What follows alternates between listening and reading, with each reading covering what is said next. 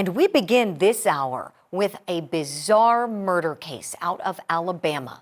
Kathleen West was known as Kitty Cat on Instagram, and she was also known for posting racy photos like this one you see here online.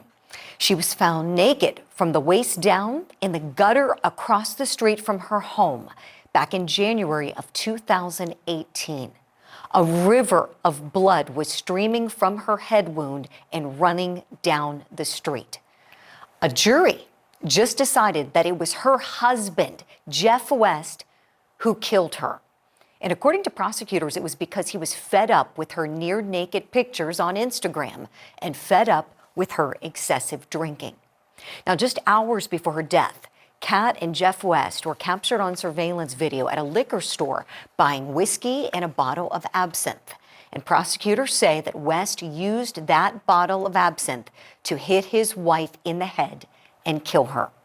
Defense attorneys for Jeff West, though, say that Kat was drunk. They say she went outside wearing only her bra and accidentally fell and hit her head.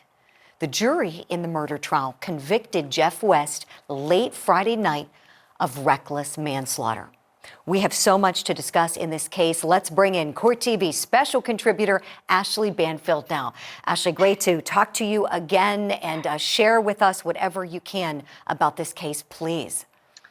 So this one's kind of, Julie, stuck in my craw, for lack of a better expression, just because I like a mystery like the next guy, but I have not been able to figure out what happened here. It is just weird. And it's very colorful, I guess is a good adjective. I mean, look at the pictures, right? So clearly it's a big media story because Kitty Cat West had a secret life. You know, she was a stay-at-home mom with a now teenage daughter and lived in a pretty conservative community, Calera, Alabama, just south of Birmingham. And she has a husband who's clean living, a vet, used to do campus security. And by all accounts, they had a pretty good life, you know, nice suburban life. But wow, online, was she ever doing some different stuff? She had a business where she would show you those pictures for free. But then if you wanted to go past a paywall and shell out some money, there would be fewer pieces of fabric, shall we say. So when this story first broke, I remember thinking, well, that's got to be one of the fans, right? Maybe one of her fans didn't feel like he was getting enough, or but this sounds like that would be a motive, right? This is an unusual lifestyle. It could create some crazy people out there. And then lo and behold, when the police officers showed up the next morning and a teenager riding a bike to work discovered Kat West wearing only a bra and bleeding profusely from the head in an awful position out on the street, out came Jeff West with a very weird affectation. Like, that's my wife. Not, oh my God. There was none of that. It was an unusual affectation. And that affectation continued with the police. And then out came the video of them shopping for the absinthe liquor and Jameson whiskey the night before, looking very amorous. And then came the trial. And so it was really stunning to see, you know, he was up on murder charges, but it was reckless manslaughter that this jury ultimately decided after just a week of trial. Yet we still don't know. How did it happen? What was the manslaughter? How did he manslaughter her? If that's an appropriate verb. How did it happen? Because the theory of the prosecution was that he got mad and jealous of all these sexy pictures online and that she was drinking a ton, and her mom attests to that she was drinking a ton, and so was he, and that he took that bottle of absinthe with the steeper edge on it, and he cracked her over the head and then staged her body out on the street to look like it wasn't him, and put the bottle of absinthe on top of the cell phone. Weird. But his theory was that she got drunk and she kept on drinking, and I went to bed, and she likes to go outside and dance nearly naked when she's drunk, and probably danced on top of an electrical box and fell off and died. And that sounds absurd, except for that her mother testified that, yeah, she does that sometimes. Okay, so I needed to talk to John Robbins, who's Jeff West's attorney, to try to get some answers about this. And this was how our conversation went. John, how is your client doing since the verdict? Well, obviously he's upset with the verdict. He was in shock Friday night, but he's holding up right now. He's holding up. And guaranteed, anyone who's found guilty of anything in a courtroom would be upset. But the reality is he could have faced murder. So is there some relief there? I don't think, not to him. I mean, he was expecting a not guilty verdict. He's maintained since day one he didn't kill his wife. So he was expecting, he was excited to get the trial finally on. He was excited and was in very high spirits all throughout the trial. So I think, the manslaughter verdict took the wind out of his sails a little bit, and he's got to adjust because, we lost this round. I mean, in his mind, we lost this round because he was convicted, be it the lesser offense, and now he's not looking at a life sentence in prison. But we still have work to do as far as sentencing. So he's staying level-headed. With the sentencing range from 10 to 20 years, what are your expectations in January? Well, I'm going to ask the judge. I made it very clear that we will ask for a very minimal sentence, and it's a sentence that he could be placed on probation. He does not have to be sent off to a custodial sentence with the Alabama Department of Corrections. There is discretion there for the judge, and I think this is a case that warrants a non-prison sentence. Why do you think that? Well, almost 22 years as in the Army, discharged honorably. He's worked for campus police at a local college here, has a squeaky clean record, and he also has a 15-year-old daughter, and he has the support of the family, both his wife's family and his family. So I think it's a minimal sentence is warranted. And that is a huge factor, I think you'll agree as well, in this verdict, is that Kat's mother testified that she was a heavy drinker and sometimes was known to dance scantily clad outside while drunk, sometimes even on an electrical box, which was what the theory of the defense here was. Do you think that really was your ace in the hole in this case? Was that testimony from Kat's mother? I think it was very helpful, and we plan to do it all along, is to hear from Kat's parents that because they supported Kat from they supported Jeff from day one of being charged with. They did not believe that their daughter was murdered. They believed all along that she fell and hit her head based upon her prior behavior over the years. Now, I know that she has been criticized by the people who follow this on the internet as somehow victim shaming. And that wasn't the purpose of that. That was to make sure the jury understood from Kat's own parents' perspective that they believed in Jeff, that they believed that this was, which basically is an accident. So I think that was really important.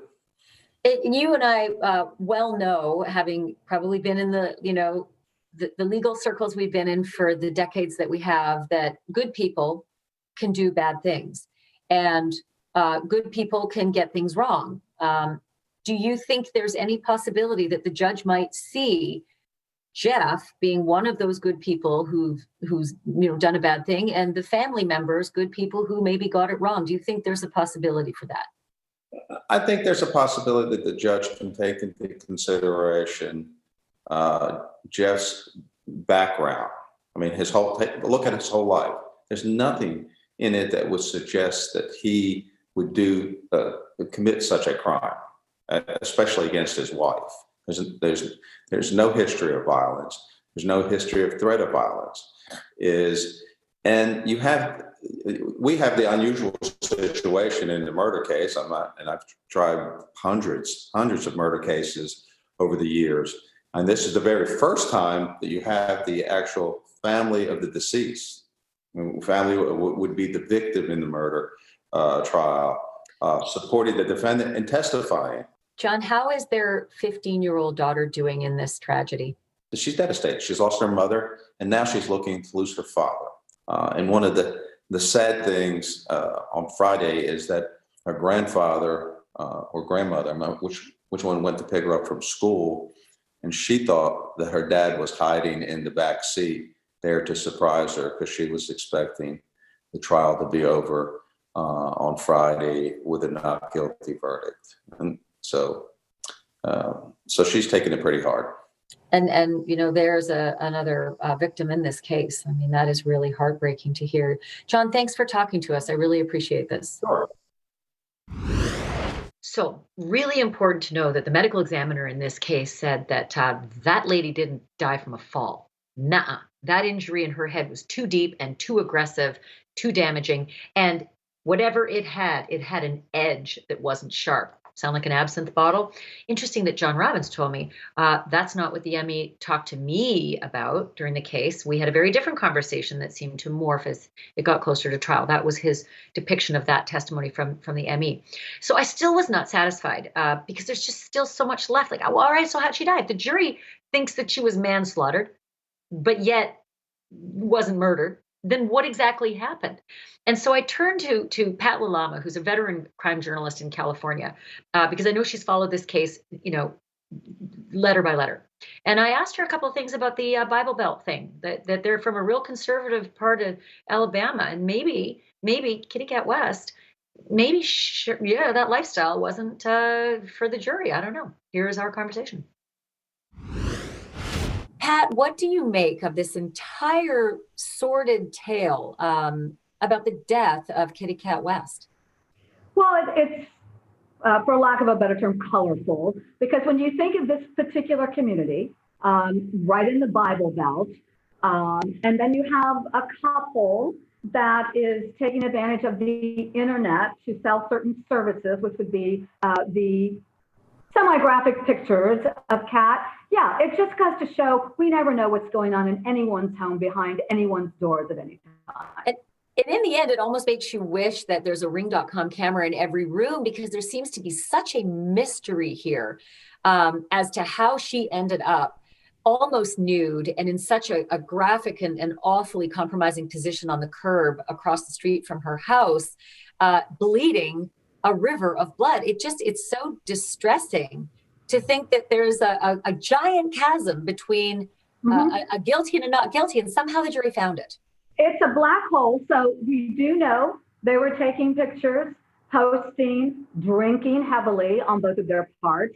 We know that the next thing is she's dead on the street, found by a teenager very, very early in the morning. What we don't know is what led to that. The jury had some choices. They could decide that it was murder, it had an intent, or they could decide, well, this was a mistake, it didn't really mean, it wasn't meant to happen. They chose the latter. But the thing is, we don't really know why, because there really was nothing to prove what set him off. Maybe he got angry and, flew off the handle. Maybe she called him by the wrong name and he thought she was cheating. We don't know those pieces. It appears the jury took it upon themselves to decide, not enough to prove murder, so we're going with plan B. So odd, too, because their other option was she just has a habit of getting drunk and going outside scantily clad and dancing, including on an electrical box, as testified by her own mother. I just about dropped to the floor when I heard her own mother testified in favor of the killer in this case. Have you seen this happen very much? How many dozens and dozens of murders have we both covered? It is so rare. You can present unrefutable evidence that someone is a killer, and a parent will say, No, no. You can present irrefutable evidence to a jury, and no doubt, absolutely no doubt, that person is a killer. And a parent almost always, something in the brain says, I cannot accept this. But not only does this mother, and it's a mother, which to me brings it up a bar, mom, right? And mom goes on the stand and says, well, yeah, my daughter drank too much and my daughter took her clothes off a lot. And actually, it is almost as if she was fed item A, item B, item C, right out of the defense playbook. Yes, my daughter drank way too much. And not even saying it appears in a compassionate way, like, I worried about my daughter. She drank too much and I was always so worried something terrible was going to happen. No, it was, yeah, my daughter's got a problem. And yeah, my daughter essentially rips off her clothes and puts her body on the internet. Okay, so it's almost as if she was hand-fed these things to say. And it really makes me wonder what kind of relationship mom and daughter had prior to her murder. The other relationship I'm curious about is this community. I mean, like you said, it's the Bible Belt, very conservative community.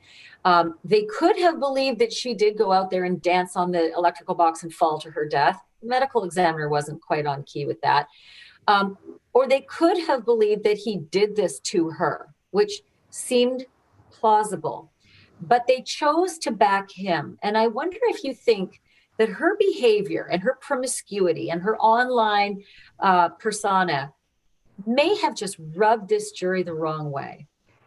I think there's a good chance that juries judge even if they're not in the middle of the Bible Belt. We all know when we do cases involving women who have engaged in, I covered the Heidi Fleiss case. Think back to the Heidi Fleiss case. And these were glamorous call girls, but there was still, although it wasn't a murder case, it was still, there's this allure about who all these witnesses were, but there was still judgment. And we're in the middle of Los Angeles, in the middle of Hollywood. There's still judgment. So you add on that aspect of a conservative Bible Belt community, it would be hard to believe that some of the people on the jury didn't go, well, see, if she wasn't doing all that stuff, none of this would have happened to her, whether it was premeditated or not. It'll be interesting to see what the judge has to say at sentencing in January. Pat, thank you. Thank you so much. It's good to see you. Great to see you again. And happy Thanksgiving. Same to you. Stay well. You too. So January 11th is the actual date, Julie. Mark it on your calendar. It's also significant because it's almost 3 years to the day that Kitty Cat West was killed. Oh, it's just so mysterious. No matter whether there was a verdict or not, I'm still left just wondering what happened between them. Absolutely. House and the curb, Sounds like one of those, to use the legal term, heat of passion crimes. If the jury found manslaughter there, it sounds like this was really out of character for him, and especially if Kat's mom is testifying, for him and standing up for him in court.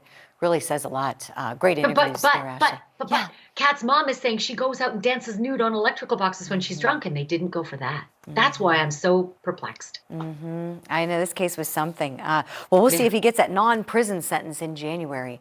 Ashley Banfield, thank you so much for all of that.